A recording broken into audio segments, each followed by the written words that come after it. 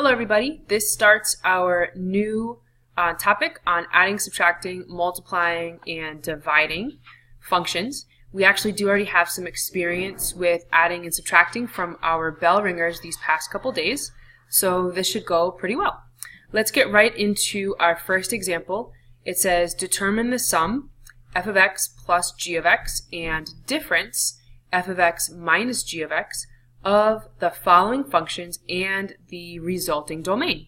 So real quick, just to make sure we're all on the same page with vocabulary, we want to remember that sum means add and difference means subtract for our math vocabulary.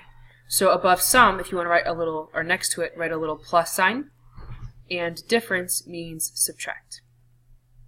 First, we are going to add f of x plus g of x.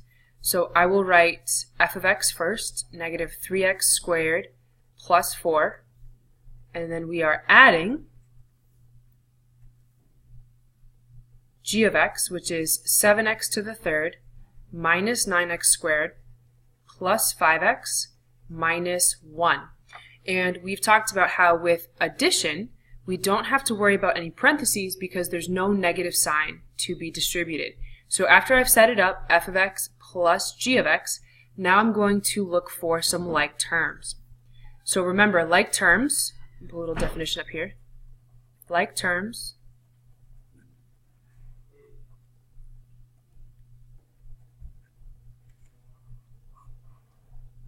means same variable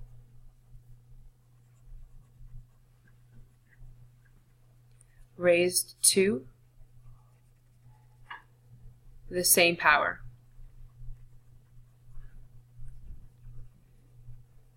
So for example, I see negative 3x squared and 7x to the third. They both have x, so that's the same variable, but then when I look at their powers, I notice that this has a power of 2 and this one has a power of 3.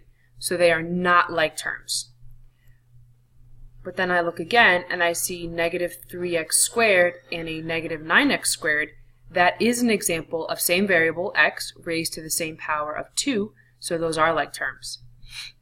We typically would like to get standard form right from the start, which is highest power to lowest. So 7x to the third, I'm going to put down first because there's nothing else like it and it has the highest exponent. And then we'll say to ourselves, negative 3x squared minus 9x squared is equal to what? And I'm hoping we're all thinking negative 12x squared. It's like I owed you $3. I'm in the minus, I'm in the red, right? I owe you $3. I borrow $9 more, so now I owe you $12. So we've taken care of those like terms. And then I look here, this positive 5x, there's nothing else like it, so I bring that down. And then last but not least, a positive 4 and a negative 1, when I combine those like terms, is a positive 3. And that's as far as we can go. This is all done. Now let's practice subtraction. It says here the difference, f of x minus g of x. And which one we write first does matter, because watch what happens. We're going to write f of x first, negative 3x squared plus 4.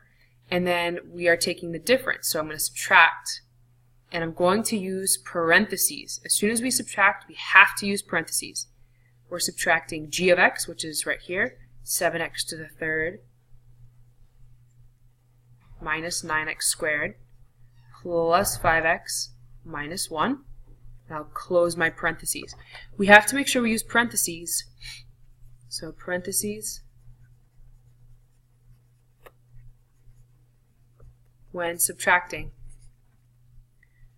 need to distribute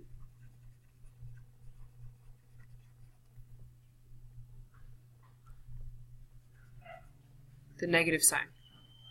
Without those parentheses, we'll forget that we need to distribute the negative sign. So let's see what happens when we do that. Negative 3x squared plus 4 stays the same. Now this becomes minus 7x to the third plus 9x squared minus 5x plus 1. So if I emphasize these signs right now, notice what happened. The values stayed the same, but if you look, This was positive, it now is negative. Negative became a positive, positive became a negative, negative became a positive.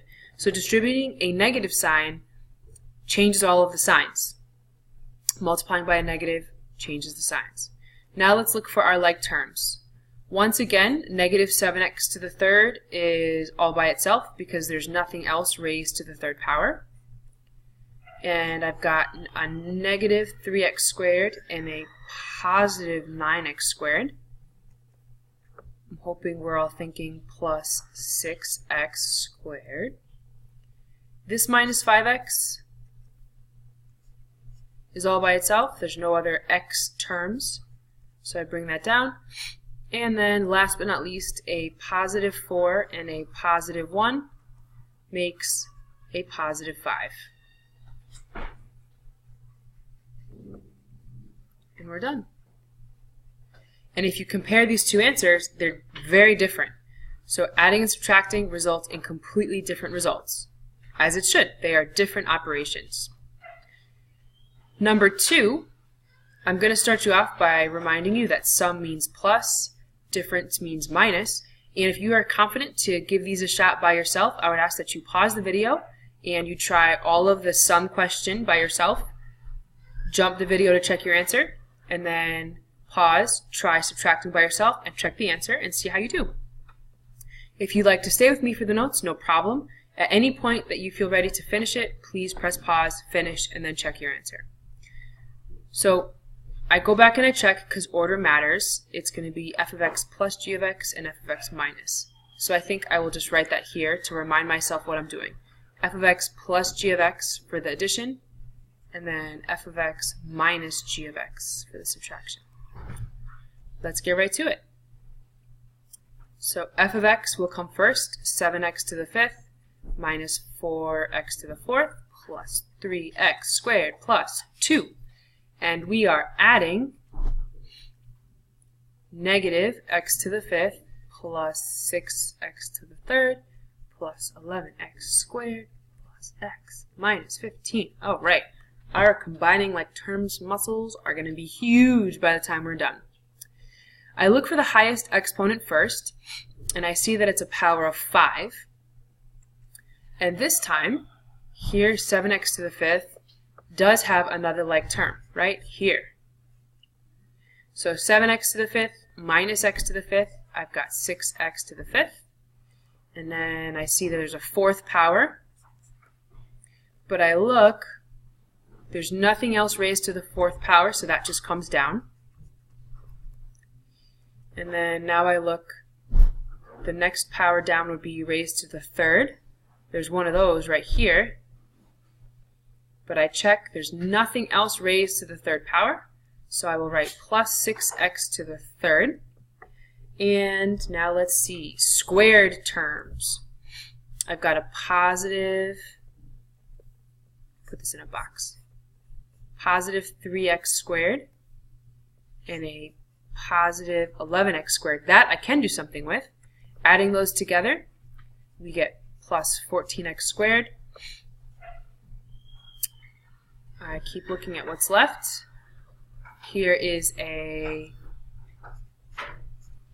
positive x all by itself. No other x terms, so I say plus x. And then last but not least, positive 2 and a negative 15 makes minus 13. And that's complete. There are no other like terms here. Nothing else there that I can combine.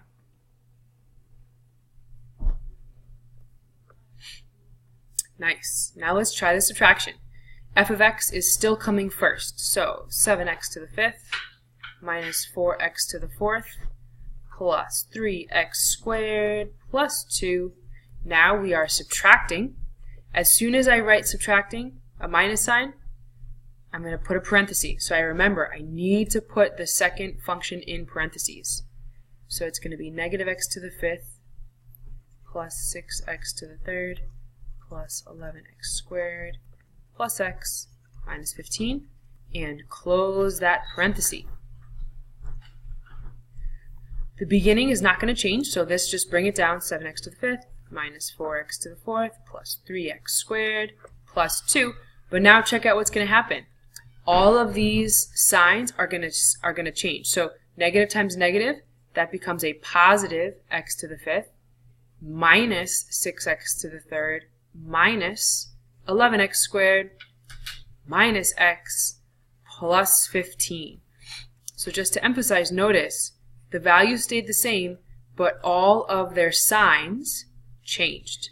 That's what happens when we distribute a negative. That's why it's super important we remember to use parentheses, otherwise we're probably going to forget to distribute the negative. We are now ready to combine like terms. So I've got 7x to the 5th plus x to the 5th. That becomes 8x to the 5th. And again, if you've been following along right up to now, that's great. Go ahead and press pause and finish combining like terms, and then we'll see if we match. So that's the 5th power. I look, there's still only this single term to the 4th power, so I bring it down. There's only this single term to the 3rd power, so I bring that down, minus 6x to the 3rd. Let's see what else. We've got a positive 3x squared minus 11x squared. So if that's a little hard to think about, maybe think of 11 minus 3, which would be 8, and then you can just make that result negative, however that works for you. But a positive 3x a positive 3x squared minus 11x squared gets me minus 8x squared. And last but not least, we have a positive 2 plus, look what I almost jumped. See, this is why it's really good to put things in boxes and underline, because notice I almost by accident forgot to bring down the minus x right there. So minus x. And now we can say 2 plus 15 is a positive 17. Once again, notice how different these two answers are with adding and subtracting. This note here at the bottom is supposed to read an f right there, so fix it. F of x minus g of x is different than g of x minus f of x, because let's say I start with f of x, it's g of x that will go inside those parentheses, versus here on this one, g of x would come first, and now when I subtract, it's f of x, the other function that would go in parentheses. So with subtraction, order matters. That's the big picture point of this note. That summarizes our knowledge of addition and subtraction. So now let's talk about multiplication. Intro to multiplying. To multiply functions, use parentheses to set it up, and arrows to multiply.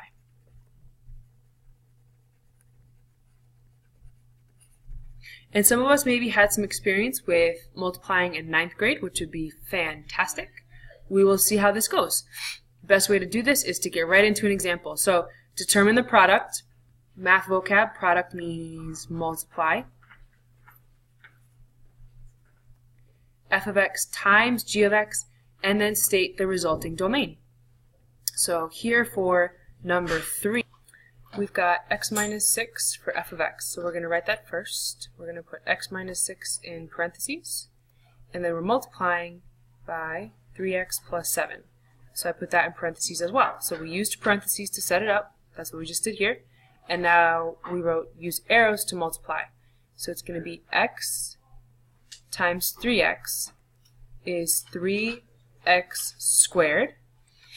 And then x times a positive 7 is plus 7x. There's no more arrows to send x anywhere in here, so now we send in negative 6. So it's going to be negative 6 times 3x is a minus 18x. And then last but not least, negative 6 times a positive 7, which is negative or minus 42. There's no more arrows, so we're all done. The last step will be to combine like terms. There's no other squared term, but check it out. I've got a positive 7x and minus 18x or negative 18x. That gets me 3x squared.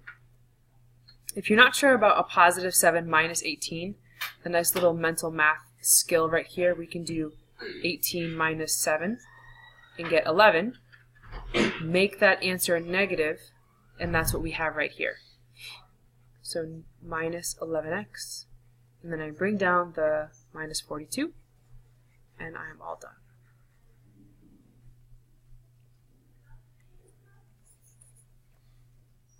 Looking at example 4, we've got f of x equals 2x minus 8, and we're asked to find f of x squared. So f of x is represented by 2x minus 8, so let's write 2x minus 8, and then we're supposed to square it, so we square. Remember, a blast from the past from Algebra 1, 2x minus 8 all squared means to write 2 of them. So this actually becomes 2x minus 8 times 2x minus 8, and then same process, we can use our arrows. So if you're comfortable trying this one by yourself, finishing it up, press pause, and then fast forward to check answers with me. So if you want to do it with me, let's do it. 2x times 2x is 4x squared. 2x times negative 8 minus 16x. No more arrows to send, so we'll send in negative 8 times 2x is another minus 16x. And then last but not least, negative 8 times negative 8, positive 64. Once again, our last step is to check for like terms. Nothing else that's squared. Both of these have just x as a variable, so same variable, same power, invisible little ones right there. So our final answer here is 4x squared minus 32x plus 64.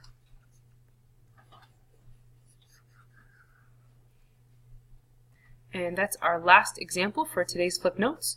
If you would like to get into the practice on the next page, you're more than welcome to. Otherwise, use any other free time you have to maybe go back and check for any assignments that are low from previous weeks. Have a great night.